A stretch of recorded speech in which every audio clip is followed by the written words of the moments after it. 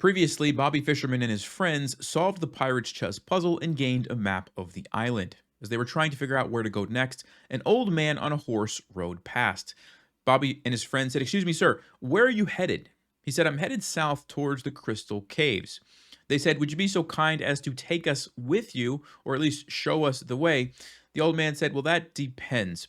See, my horse is a special horse, and it only travels with people who can solve a chess puzzle first." Bobby and his friend said, "Well, that sounds fair enough to us. What's the puzzle?" The old man said, "Here it is. It's white to play. And the question is this a draw or does white have some way to win this position?" Bobby and his friends started analyzing the position, but before I tell you what they said, if you'd like to pause and figure it out on your own, what do you think the answer to that question is? Can white win this position? Keep in mind, this pawn is going forward and it is white to play. Well, if you had a chance to look at that, here's what the fishermen were discussing. They pointed out the fact that if you take either of the bishops, it's just going to result in a bishop trade. For example, if you take this one, well, then black will simply take you. And this is going to be an easy draw for black because all they have to do is sacrifice this bishop for the pawn, and you'll never be able to win with just a bishop. And of course, you can't push it forward because the bishop and the king are always going to control those light squares, and this bishop can't do anything about it. Also, if you were to capture this way with check, well, the king would simply retake, also defending the bishop. And again, this is a very easy draw for black because the king is in front of the pawn. This is another thing that they pointed out. White's king is very much out of position to support this pawn going forward. See, normally you want to use your king to help push the pawn forward, but in this case, it's too far, and black's king is perfectly positioned to try to come up and either capture it or use the bishops to help stop it. But at this point, the second fisherman said, "You know what? I think I see something. If we go bishop to d3 check, it's going to force black to go to g7, because if they go to h8, well, now we can take this bishop for free. We don't lose our bishop, and this should be a winning endgame." But after king to g7, it gets pretty tricky. There's bishop to c3 check.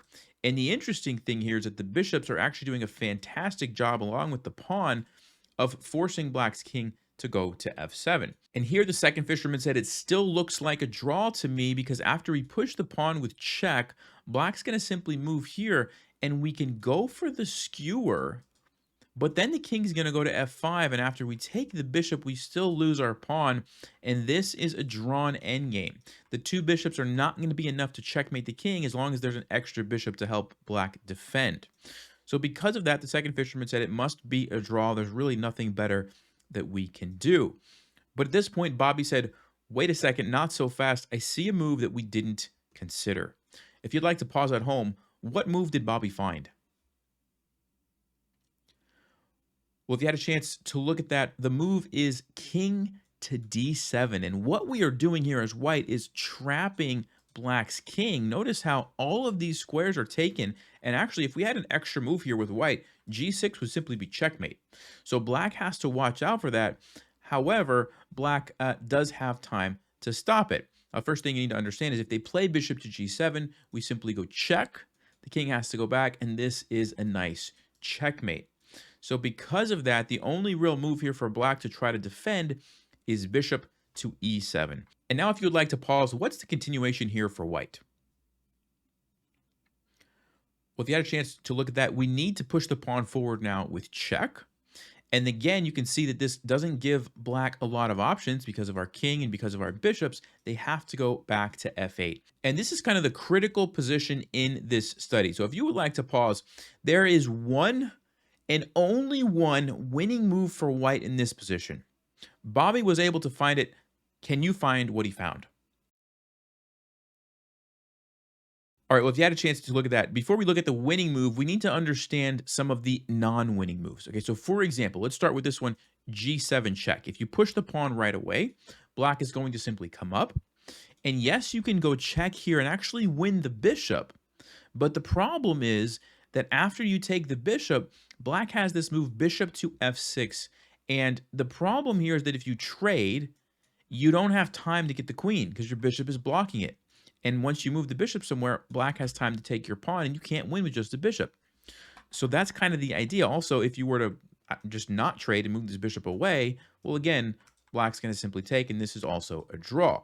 So that's the idea that we kind of have to watch out for. We can't just push the pawn right away. But what you will notice is that if you try some other random moves, like let's just say, for example, bishop to d4, you're kind of just trying to wait and see what black is going to do. They have bishop to g5. You can push it now. The king comes up. And again, we kind of get the same idea of after you take that bishop, black has time to use their bishop. You can go to f6 or h6 and then take the pawn. And you can't really do anything about it. Of course, if you try to throw in the check and get the queen, when the king captures, it also stops the queening square. So that just doesn't quite cut it. Going back here, again, let's just take another example. Instead of bishop to d4, let's say bishop to d2. You're going on this diagonal to try to prevent the bishop here. Same kind of idea. Black just takes control of whichever diagonal you give them. And there's this, kind of defensive setup, and you can't really do anything.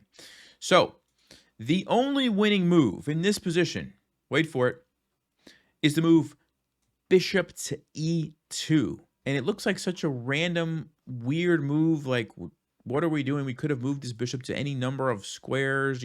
Why do we choose e2? And why is that the only winning move? If you would like to pause, try to understand why this is the winning move. All right, if you had a chance to look at that, here is the reason. Black has to do something. Let's say they go for bishop to g5, but now we have g7 check. The king goes up, and bishop to h5 is checkmate. Look at that. It's a beautiful checkmate.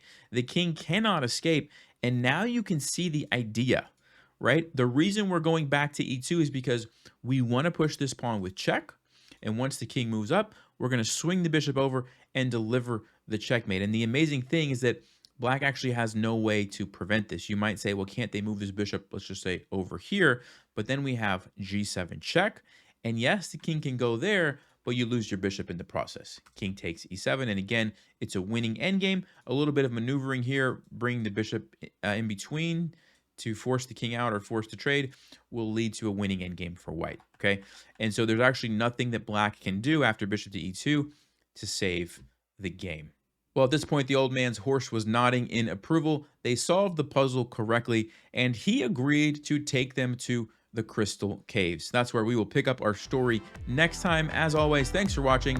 Stay sharp, play smart, and take care.